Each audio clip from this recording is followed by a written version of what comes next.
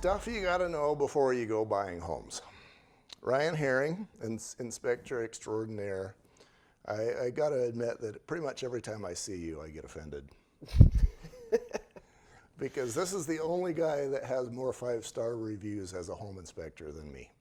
Well, like I said, it gives me a big head. Yeah, and it pisses me off.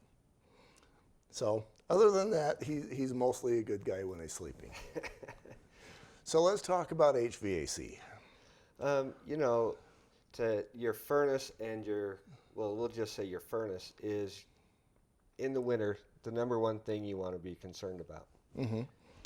Okay, yeah, a cold home sucks. Yeah, definitely. And my daughter just moved into a brand new home the other day, and randomly, her HVAC turned off. And it's November. And she's got 2 kids, 4 and 2. This was not a good day for her. And as it turned out, you know what? When you move into a home, you have to put the gas in your name and tell the gas company that you're going to pay the bill. That's important. It's kind of one of those you shouldn't forget. So she did that, and then life ended up being better. I've run into some things where there was HVAC issues in my home, and one of those was the lower panel cutoff sensor. Mm-hmm. And I don't know if I want to go into that sort of detail as to what that is and why it's important, but what have you seen? What does a homeowner need to know about what is an HVAC system? Well, HVAC stands for heating, venting, air, and cooling. Okay. So we have these things in our home, the furnace and the air conditioner. Okay. Mm-hmm. What the homeowner needs to know is how to take care of their machinery so it can last a long time and not have to worry about it. The one basic thing every homeowner should know is how to change their filter, because it needs to be done at least once every two months. I do mine every 30 days, mm-hmm. just to keep the airflow, no blockages going in. And I also use a thinner filter, which mm-hmm. will help also the air to flow. We don't want any blockages. We don't want that motor working any harder than it has to. Mm-hmm. So changing it out often is. Yeah, it's all about airflow, and my favorite filter is the big 4-inch filters, because rather than just go kind of a little bit down, mm-hmm. or be a little bit of a spider web. The spider webs allow the most airflow, but then you pay a little bit of a cost in terms of dust into the unit. You do. So the 4-inch kind of, for me, does both. You've got all of this fabric going across the filter surface, and then you get a little bit more airflow. But like you said, the big key is how often you change that guy. It really is. And you can run the expensive hyperallergenic filters as long as you're keeping up on the filters, mm-hmm. and making sure they're not getting congested. I've run into, of course, you probably run into many things that's on the filter. I've had mice stuck to it before. Uh-huh. That was interesting. That's awesome. Just the other day, we'll talk about the furnace. Just the other day, I did an inspection where it was a 5-year-old home, mm-hmm. and I took my scope and I put it in the heat exchangers, and every heat exchanger had rust. That can cause a crack in the burn chamber, and then at best you've got to replace your furnace. Right. At worst, you're dead. Right. And that was a 5-year-old home. So don't think, oh, my home is new, I'm going to get away with another year. However, you want it serviced every year. You want it tuned up to where it's running correctly, because if the flames are too hot or if they're too cold, they're going to condensate inside of that heat exchanger, and then you will have rust. That's rugged stuff. Well, and then I go back to, when there's painting going on in the house. Oh, yeah. And they're running the furnace, thinking, or perhaps not, but then your furnace filter is painted. Yeah. And so then, to avoid having the furnace filter be painted, they take it out, and now your furnace is painted. Not good. No, that's definitely not a good idea. So to avoid that, be careful who you choose. Yeah. Don't hire the low bidder, Pater. Right. Don't hire the low bidder. You know, this is a story I should have told in the roofing one, but speaking of low bidder, I read in the newspaper one day that there was an old lady who hired the low bidder roofer.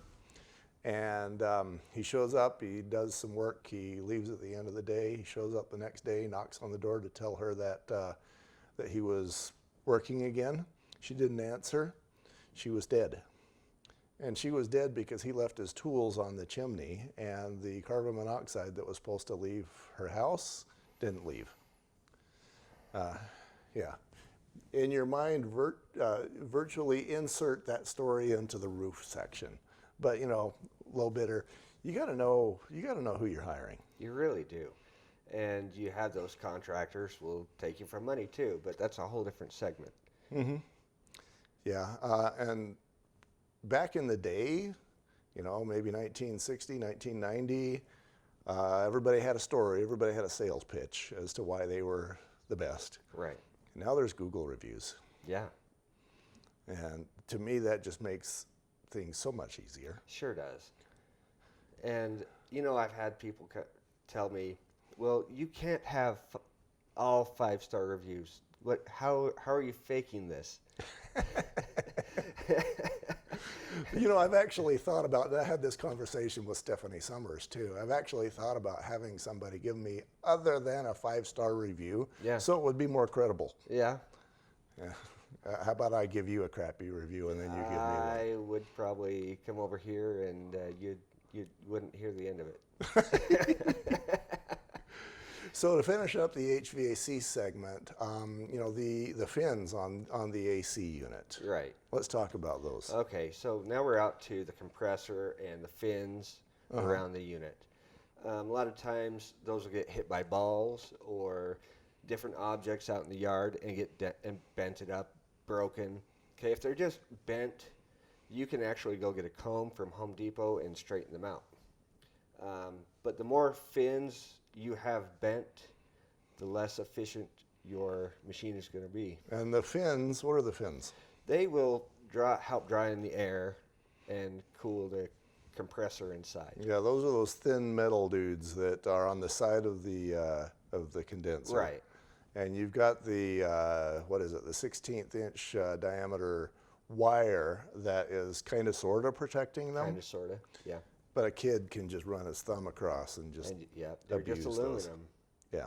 Yeah. And so you can very easily move those, and the comb can help. But I quite often see where somebody hasn't hasn't serviced those, and you'll have just have them covered with cotton from cottonwoods or dust or whatever.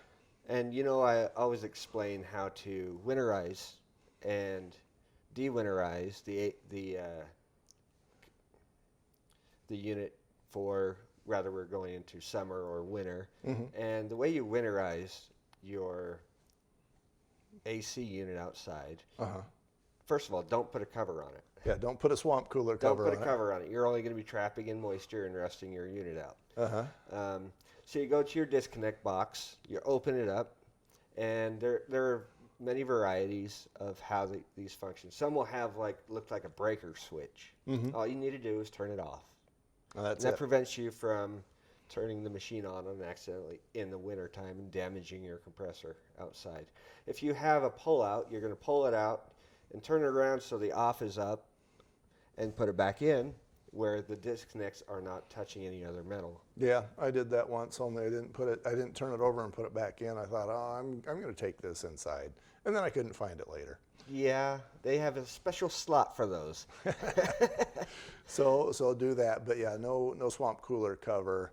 And two, in the summer, if you've got a whole bunch of leaves and trees and debris, I've seen where you've got bushes that are right up against these units and they can't breathe. You're going to want to trim those bushes away. Give at least 18 inches for air. I've also seen where you have a deck that was built 6 inches above the top of the unit. Oh, yes. And again, they can't breathe. Right. You don't want to block off any airflows. with an HVAC unit. It's all about flow. It's all about airflow. So if you do find that cotton that's stuck in those fins, you can take a hose in the spring and summer and just hose it out and keep it clean. You're going to find a lot of dust in there too, which can clog it up. So it might be good to do it 3 or 4 times during the summer to keep that airflow. More about home buying shortly. That was a dumb finish. More stuff you got to know about buying a home before you actually buy it. We'll be right back.